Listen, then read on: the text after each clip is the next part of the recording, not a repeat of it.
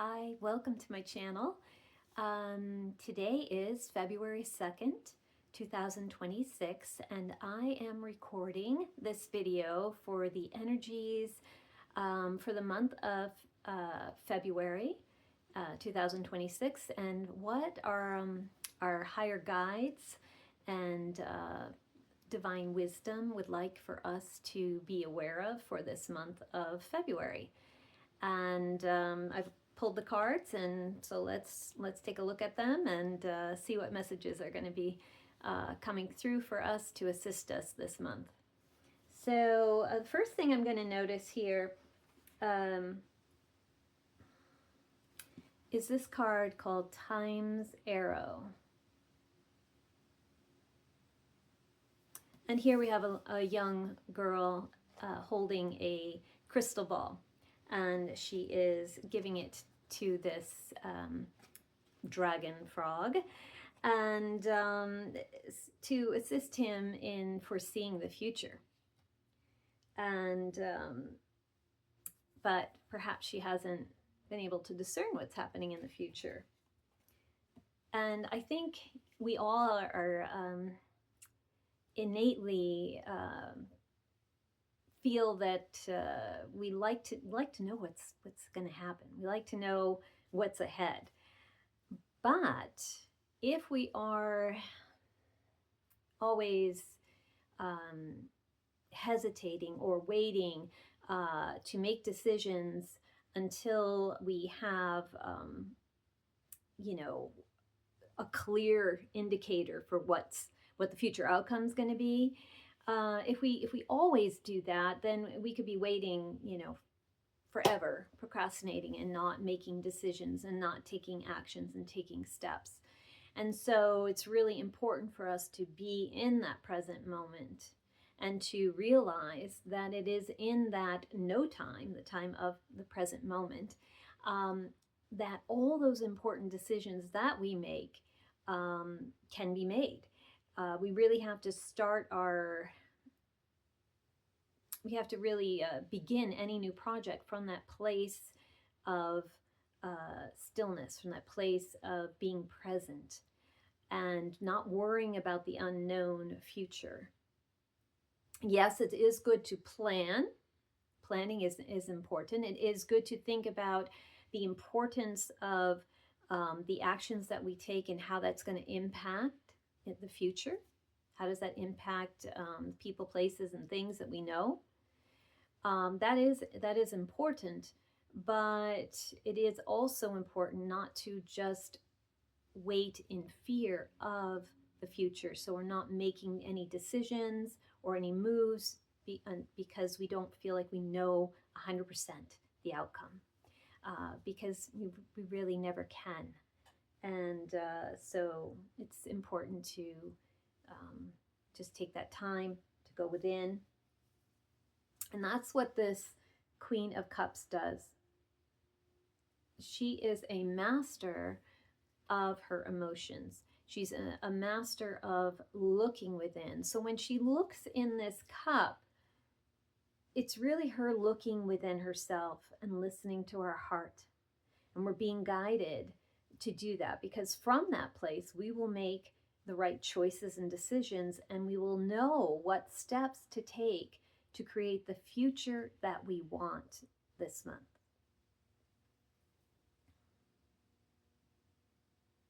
So as she's scrying in those waters of the cup,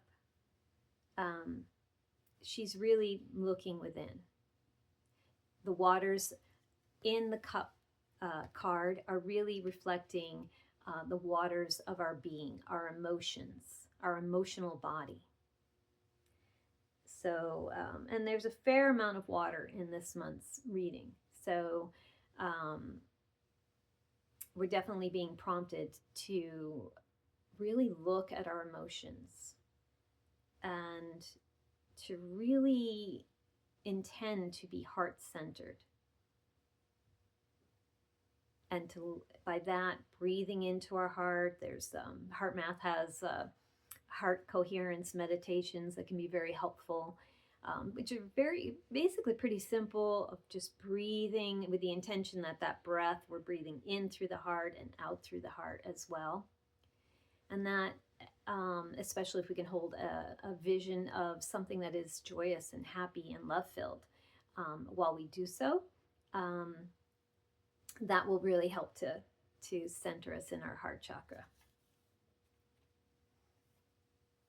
Now the Emperor is, so we have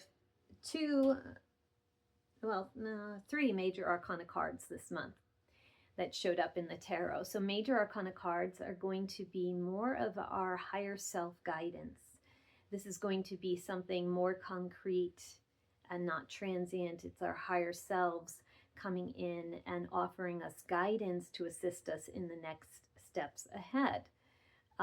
So that we can move through the month of February with more grace and ease. And the Emperor is coming in to bring us a solid foundation and reminding us the importance of creating a solid foundation. And now people may feel that if we look at news, or if we look out there and what we hear in the radio, or whatever, it can seem very chaotic. And especially we've had a fair amount of very chaotic storms, weather conditions.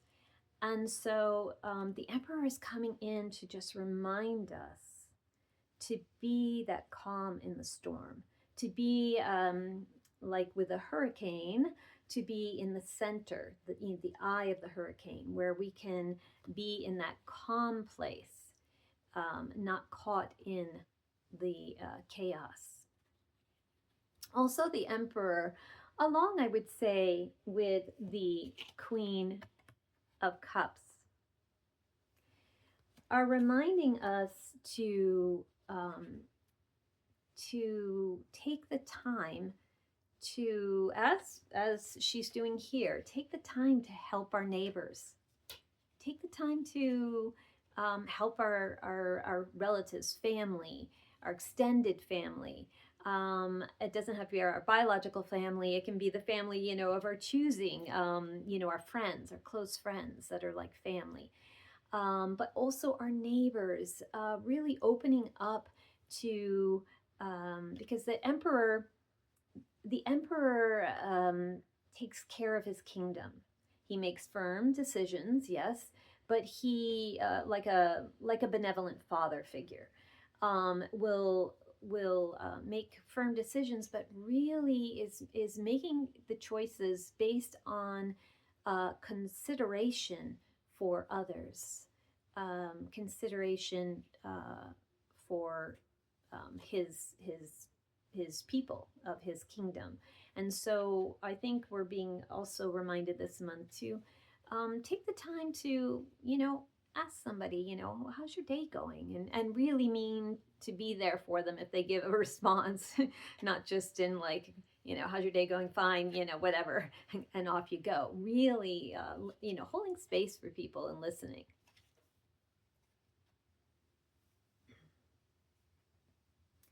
Now we have the Upper World card. It's an oracle card. And the first thing that comes to mind with this card is to, again, rise above any situation that we're faced with this month, and to know and trust that we do have divine guidance and divine assistance. So now our eyes can only perceive a small fraction of what is out there. And we are fractals. We are fractals of Source, of our divine creator Source, Mother, Father, God, whatever you call Source creator, or divine creator, or God. And so our higher guides, our divine Source, loves us and is there to assist us. But we have free will here in this life. So that we can learn and grow and experience more of ourselves. But there are times when it's really helpful to ask for that assistance. So this card is prompting us to ask for assistance from our higher selves, from our source, creator God, whatever we call source, or our higher guides, to ask for that assistance and that divine guidance and assistance in recognizing the messages that come through for us. This card is also prompting us to think big. This came through a little bit on the January reading, where we are being prompted to really expand our capabilities, to expand our reach, to look at ourselves as more powerful than perhaps we have. We often tend to think of ourselves, limit ourselves, or feel like we're smaller than we really are. We're actually very capable and talented and skilled and creative divine beings. And the Upper World card is encouraging us to really expand our thinking about what we are capable of. We often limit ourselves based on old programming as far as what we think we can do or create or manifest. And the Upper World card is encouraging us to think big, think big. So we've gone through the year of the snake. I have this beautiful snake here. We're basically ending that, where we're letting go of the old paradigm, false limiting beliefs. We're shedding that old skin so that we can come into the year of the horse. We have here the year of the horse, the fire horse, where we can then really feel liberated and free. What does horse medicine represent? It is that freedom. And they're of course very healing animal. They're very very powerful. So they represent coming into our power and coming into freedom, a sense of freedom. I think we have, as a world, been actually pretty restricted with the old programming and false limiting beliefs, as well as cultural constraints. And it's time for us to really embody more and more of our higher self, and to share our gifts freely with others. We have the Lover's card here, along with the Queen of Swords. Now, although the Lover's card here is shown a young couple embracing, it is not, the Lover's card in the tarot, which is a major arcana card, is not necessarily about romantic love. It is a card about commitment, and it's a card about choice. And so for the month of February, I feel that commitments and choices and decisions and contracts are all going to be coming up for us. What are we committed to? What are we contracted to? What have I contracted to? Maybe it's referring to a particular belief we've contracted to that doesn't serve us. Now, the Queen of Swords is sometimes considered the no BS queen. So she cuts through the BS. She cuts through what is not real. And she's coming in to assist us, because it's harder to make a clear choice if we're not discerning, if we are not willing to set the healthy boundaries, if we're not willing to take a pause. Now, one thing she does is, in her positive aspect, the Queen of Swords she's a bit like, if you're familiar with Star Trek, she would be a bit like Spock, in that she has emotions, but she does not let them rule her actions and choices. She puts her emotions aside, and she is very analytical, and she makes those clear decisions. So it's not to be emotionless, but simply to not allow our emotions to carry us away, in that we get reactive. So it's about being calm and centered, and from that place we make our clear choices. So um, she's also bringing in the energy to cut away energetically those things that no longer serve us, cutting away the people, places, and things, and or beings that do not serve our highest good with grace and ease. So when we cut cords of attachment, we do that simply with intent. We call on our higher self. I cut cords of attachment to people, places, and things that do not serve my highest good now. And then, of course, whatever we cut away, we want to fill in with high frequency energy. So then we call on the highest of energy, benevolent, divine power, the power of love, beautiful, healing, divine energy to fill our being and to fill in those places where those cords of attachment were. And when we cut cords of attachment, let's say we're cutting cords of attachment between us and a particular person we knew. If we cut cords of attachment to a particular person, for example, it'll never cut cords of love. It's only those cords of attachment that are codependent or that are toxic or not healthy for us. So the Queen of Swords is coming in here for this month to assist us in cutting those cords, because we're really being prepared for like March, the equinox, to really then things will start moving. And we don't want, like in the Chariot card, we don't want our chariot we want all of its parts to be working perfectly and in alignment.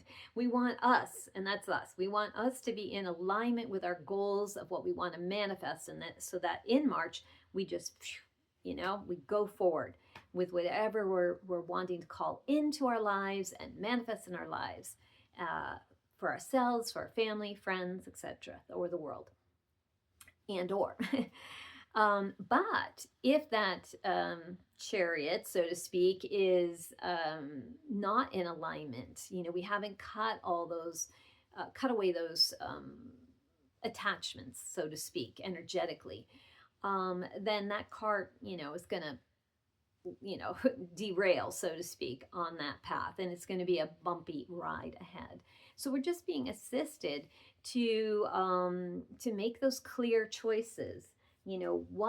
What have we contracted to in the past, and has it served us? Of course, there's always lessons to be learned, so we have to be compassionate and thankful and appreciative for the lessons we've learned.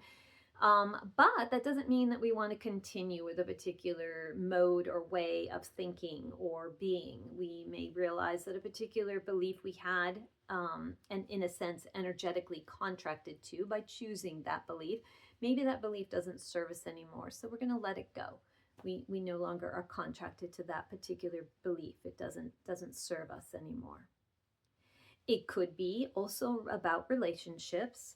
So relationships are may be a factor here, as far as is this relationship healthy for me?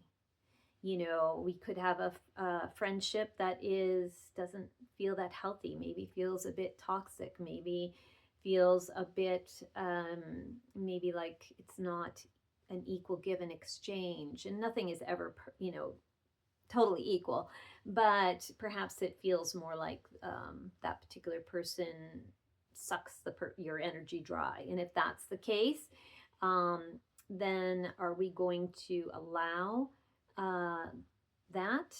Because it can only happen if we're allowing it. Is that serving us to allow another to vampire, so to speak, our energy?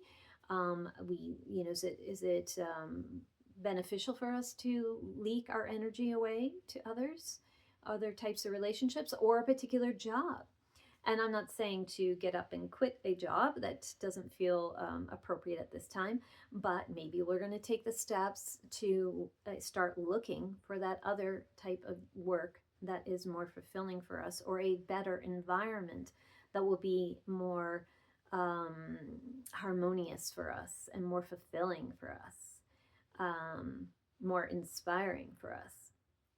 So really, this card is coming up to guide us to look at the choices we have made in our life and that we are making in our lives, and really decide, is this a healthy choice? This is a healthy decision. And what, if not, what steps can I take to create greater harmony? And now, for example, if there's a toxic personal relationship, well, okay, I can be honest and speak with that particular person and see if something could be worked out, giving them that opportunity for that change, or seeing, allowing that communication to happen. And the Queen of Swords is about communicating. So, and I would say, the little caveat for that is that the Queen of Swords can be a bit blunt and sometimes harsh. And we don't want to do that, preferably. So, but we do want to be authentic. So definitely we want to use her energy of authenticity. And the upper world card also is referring to being our authentic selves, and to really start with intention to embody our authentic self.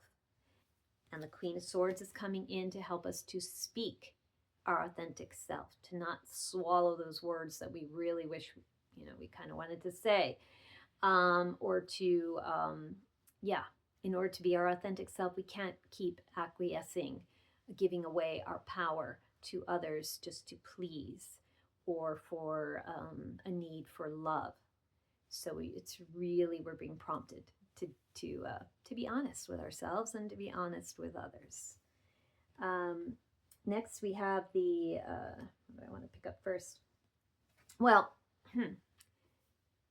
we have the Ace of Wands. So, and this looks like a dragon, but also it reminded me initially of the year of the fire horse coming in. And I do feel that this is what this card is partially referring to. And that big energy, it's powerful energy. Horses are powerful, and they're powerful medicine. Wands represent our will. They represent our passion. They represent our soul's desire. And the aces are a new beginning.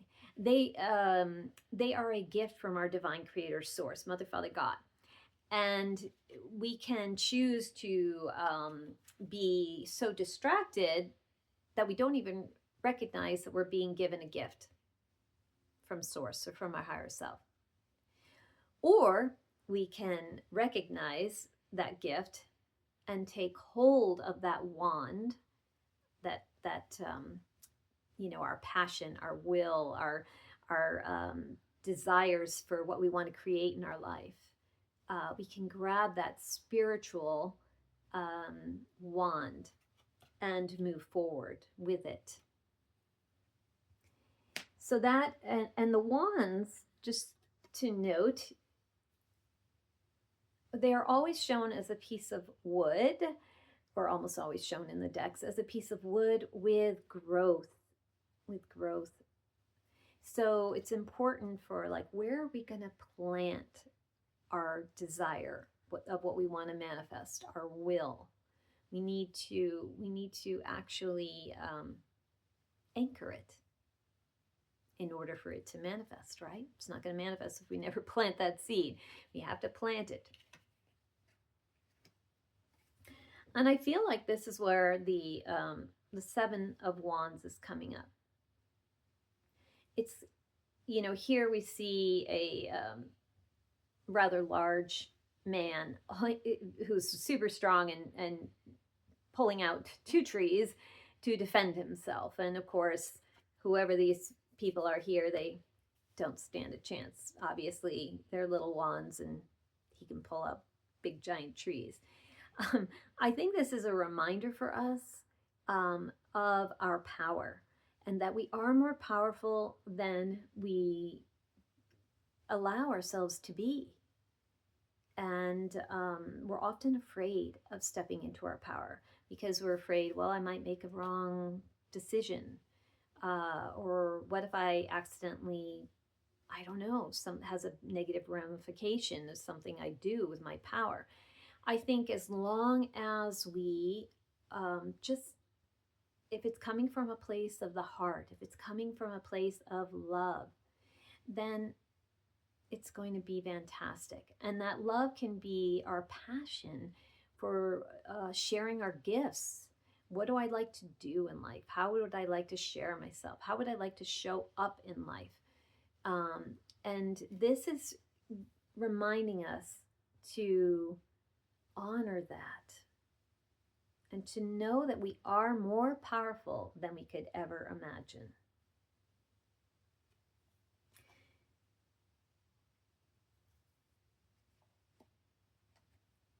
Now, the child card came up here. And this brings in imagination. It brings in that youthful innocence. That youthful innocence that doesn't have the limitations and believes that anything is possible. And we are being reminded to realize that we are infinite beings and anything is possible. We can create and manifest amazing things in our lives. And so the child is coming in here for that, to remind us to love and honor all aspects of ourselves, including the wounded aspects of ourselves, which are our inner child. Just love on that part of ourselves and allow that inner child to integrate into our wholeness so that we can really express who we are freely and be less likely to be triggered by events or things around us.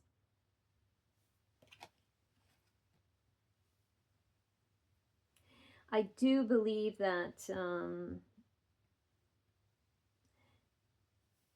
this also could indicate that there'll be a focus on children and the youth in the world and bringing healing and protection for them. And that will also be, just as we want to protect our own inner child by not berating ourselves, by not being self-judgmental of ourselves, but in loving that wounded aspects of ourselves. I think also there's a possibility that, more awareness of perhaps events and things regarding children may be a factor this month, and we will really want to contribute to protecting the innocent children, and keep, really making decisions that are going to assist in creating an environment that's healthy for children and that's safe for them moving forward. I think that will possibly be something that will come up this month as we move forward.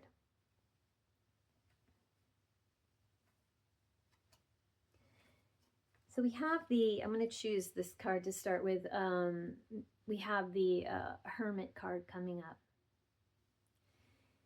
So although the Fire Horse is coming in on the 17th, I feel that we're still in this period where we're still in the winter. It's still until March, the equinox, spring equinox.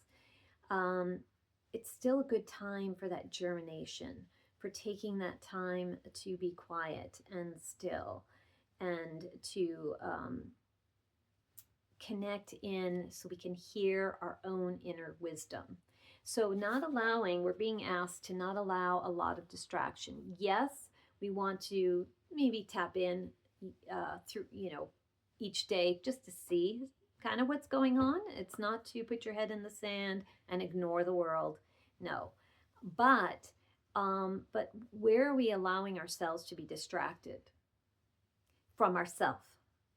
So where are we allowing ourselves to be distracted from ourselves? Some people overwork so that they're working so much time they never have time to be quiet. And because then they're kind of maybe concerned about what emotions might come up. And emotions are likely to come up this month because we have the Knight of Cups. So the Knight of Cups is still mastering their emotions. They're not the king yet. They haven't totally mastered it. But they're following their heart and their passion. And then we have the Six of Cups here. So there is going to probably be a lot of emotions coming up this month for us. And really, one thing about us as a human being is our emotions may seem a bit like a blessing and a curse. So they are actually one of our amazing gifts. We have such a wealth and depth of emotions and flavors of emotions. It's incredible. But it can also be very difficult and challenging as well. And we're really being guided to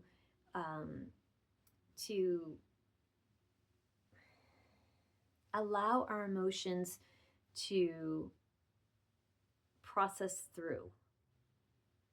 So not allowing them to control ourselves or to control our actions, because that would be being reactive. We don't want to be reactive this month. If you feel reactive, be still and be that hermit. It says retreat and recharge. So if you're feeling emotionally charged, if you're feeling emotionally like not grounded, and feeling very reactive, retreat and recharge. Give yourself a timeout. And because then you'll be able to be the healthy Knight of Cups. And the healthy Knight of Cups is in pursuit, wearing their heart on their sleeve. They're holding their cup of their emotions, their heart in front of them, and they're just moving along on their horse. And they're just going to shower everybody with their love. And they're also in pursuit of that Grail quest. They're in the pursuit of their passion, and we are, as I said earlier, being prompted to be our authentic self. And when we're making the choice to contract for ourselves. How are we going to commit to ourselves? Let's commit to ourselves first. That's the most important. Yes, commit to your divine creator source, but commit to yourself. Then, when you're committed to yourself and to what's most important for you, and to loving and honoring yourself first, then you're available to attract those healthy friendships, healthy relationships, healthy environment, healthy working environment. It's from that place we're able to create and manifest a healthy life, a healthy world. So definitely take that time to retreat, to recharge. Find ways to do so, even if it has to be small little bits. Because the Six of Cups is often about something from the past coming back to the future to be, and it's usually something very good and positive. It's usually a gift given. It's usually an older child giving a younger child a gift, and that older child is giving that younger child a gift not with any attachments, not like you owe me something or I want something from you. It's just pure unconditional love. And so this card does invite you um, to the, to be in the heart, to be unconditionally loving. But of course, that all starts with being unconditionally loving to ourselves. And then we'll find that we're better able to be unconditionally loving to others. This is also a card of nostalgia. Um, it is also potentially a card of past lives, something coming forward, or something from the past. So I think this will be a time of processing, the past, and that's perhaps why this, retreat card is here. Because in order to do that, we have to take the time to be still and not for over processing. So we don't want to be frozen and in over processing the past. Ultimately, we want to be present, but there will be, I think, a rebalancing by bringing healing to the past. So we're not living in the past. We don't want to live in the past.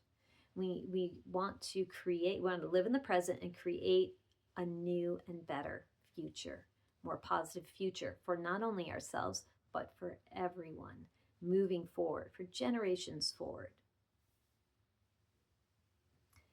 So I just realized, because I chose the cards, but I didn't really look at them before this video. So just realized there are 2 Knights of Cups. So from a different deck, we have another Knight of Cups. So a lot of emotions, a lot of movement forward. These knights move forward on a horse. So we have the year of the horse, the fire horse coming up. And I like to think of, the cups and the as our heart chakra and the love. What love are we bringing forward? So I do feel there's a lot of love in this reading. But there's also a lot of prompting for us to follow our dreams. When the CV hit and things were sort of locked down, a lot of people, one benefit from that is a lot of people realized, I really don't like my work, that I've been doing. I really want to do something different. And a lot of people started to do other different things. And I think it's important for us, we're continued through this reading, I would say for the month of February, we are being guided to really evaluate what is feeding our soul, what is feeding our heart, our passion, and to maybe make some adjustments so that we can live our passion. And I do feel we have the spiral card here. It's a bit like a snake coiling. It's also the spiral of life. And this card, I think, is reminding us, as with this beautiful snake I have here. I'll show you. Really reminding us to let go of that old skin. And when we do, to not be afraid of that, because when we do, we're a little bit vulnerable. We may feel vulnerable because, like a serpent that's shed their skin and they have that new skin, and it, feels very sensitive. Like the first time you walk barefoot and you have no calluses, and so every little pebble, it feels sore. And then people who walk barefoot all the time, they've got these nice calluses and things, and it doesn't hurt them to be walking on rocks and pebbles and things. So at first, that sense, the spiral's reminding us not only of the spiral of life, we are evolving, we're moving up, and we're circling back and around, possibly revisiting some things and then getting a new perspective and then spiraling upward and upward and upward. And we want to go to a higher frequency each time. And I would say we are. But also, as we have let go of the past, as we have reevaluated, cut cords of attachment to people, places, and things that don't serve our highest good, there is a sense of vulnerability and of that unknown. And we had in the beginning, this little frog, and frogs, what do? They leap, right? So we want to be able to leap ahead, but we could feel very vulnerable. And this frog's maybe afraid to leap ahead, and so wanted her to, look at the crystal ball and tell him what to expect before he leaps ahead. But it's not going to work that way. We need to really take that leap of faith, and we can do that. We can ask for our divine guidance. We can ask for positive synchronicities to come into our lives, and that we are given the ability to recognize and understand those signs and synchronicities and symbols that come into our lives, so we can recognize the opportunities and use them in healthy ways. And we have the Judgment card here.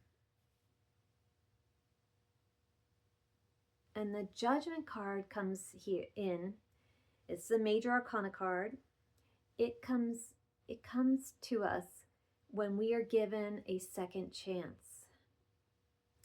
And now, usually it's showing, so there's a graveyard down here. Usually it's showing people in their coffins coming out. And we got this card, I think, last January, or what might have been December. But so that energy is still here. So for the month of February, there is this second chance energy. What have we died to let go of? And we have. And I feel like it's indicating that we have and we will globally, let go of those old paradigms that don't serve us, those old false beliefs. We really will have let go of them. And now the benevolent, divine, angelic beings, for example, in this card, are coming, or our higher selves, are coming to us, announcing and sort of waking us up to our purpose, to our life purpose. And so often people might come to me and say, I really want to know what I'm supposed to do. I really want to know my life purpose. And the thing is that we already do know. We're just afraid to do it because of old programming that says, well, you're not good enough, or you can't do it, or no, you won't make enough money at it, or what will people think? How will I be judged? We always know. And what is our life purpose? Our life purpose is whatever feeds our soul, whatever energizes us, whatever makes us want to get up in the morning and go do that particular thing. That is how, when we do that, whatever it is, it doesn't have to be like, I'm saving the world. By whatever we're doing, following our passion, we are having a tremendous positive effect on the entire world. The plant kingdom, the mineral kingdom, and the animal kingdom, and the human kingdom, because our vibration, because we're doing what we love, will radiate out from us. So you may notice, well, I'll give you an example. So the other day, I participated in a wellness fair at Four Bodies Community Wellness Center in Elliott, Maine. And prior to it, that particular morning, I'm like, oh my gosh, I'm so exhausted. I'm feeling really tired. I don't know how I'm going to do this. I feel like I need to lay down and take a nap. But I knew from past experiences that I would perk up. So I gathered up all my stuff. I went, set up my booth, started doing readings, and oh my goodness, at the end of the day, I'm just full of energy because I'm in my element. I'm sharing what I love. I'm living my passion. When we live our passion, our cells are happy. Our body is happy. And so we're in alignment. When we're living our passion, we're in alignment. So we literally, like a breatharian, we're getting life force energy from divine, source, from the sun and from Mother Earth. And it fills our being. We don't even have to eat because we're just in our element. Yeah, like artists, they get in the groove, whether they're writing a book, and they go for hours and hours and hours, and they're just so energized because they're in their passion. Or a painter, or whatever you're doing, accounting, gardening, taking care of grandchildren, or your own children, whatever it is that is feeding your soul, that is going to fill you and fill you with that energy and keep you healthy and vibrant. And also, it will affect all those around you. It will help to uplift. So we are being guided this month. I feel like that's the main message, to set healthy boundaries, to cut cords of attachment to people, places, and things that do not serve our highest good, to take the time to retreat and recharge. There's going to be plenty of time. Do not be in scarcity. Do not feel like there's a limit. If I don't do this now, then I'm going to lose the opportunity. There is time. But it's important to be recharged. It's important to take that time to be quiet, to be still, and to listen to our own inner guidance. So taking a moment, in the morning, for example, all right, what do I want to do today? Yeah, okay, I have my job or whatever else, or responsibility or children to take care of, but also what's going to feed my soul, and how can I show up today? How can I be more and more of my authentic self? And, just as a serpent sheds their skin, what do? They grow larger, right? They're expanding into more and more of their authentic self, and we are being guided and assisted to do so. And we're being reminded that life is not linear. Time is actually an illusion. And it would be helpful to let go of the time constraints. We probably will be changing our calendar system because it's not really in the natural rhythms of nature at some point. But here we have, worrying about time and worrying about leaping forward versus flowing with the spiral of life, which is the natural rhythms of life, and manifesting our dreams. And so I guess on that, I am wishing you an amazingly wonderful month of February, and I will see you next month. All the best. Bye.